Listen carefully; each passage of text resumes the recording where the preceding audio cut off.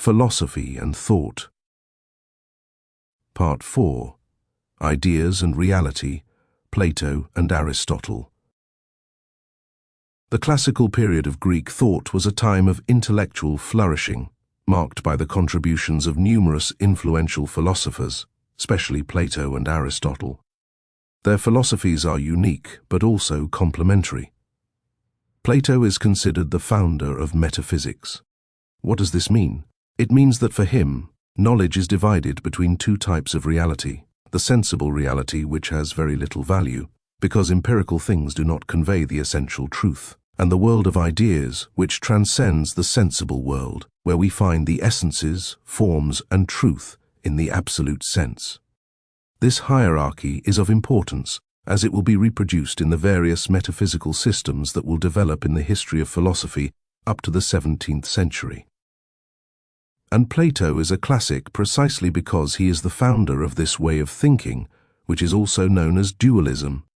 Dualism means you consider that there are two irreducible elements in opposition to each other, yet both are necessary for knowledge. For Plato, the sensible reality is simply a pretext for the individuals to elevate themselves to knowledge, transcending the empirical world, and trying to reach, by a kind of intuition, the ideas that lie in the intelligible world and that only thought can reach. On the other hand, Aristotle is the founder of science, implying that for him, there's no need to build knowledge based on the existence of two antagonistic worlds.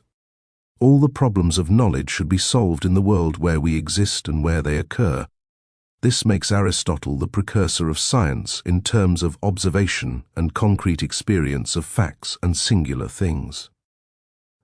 In order for this to happen, it is necessary for the individual, the subject with knowledge, to start from the world, from the sensible reality, from the observation of singular cases, and to organize them through a logical structure that is proper to understanding.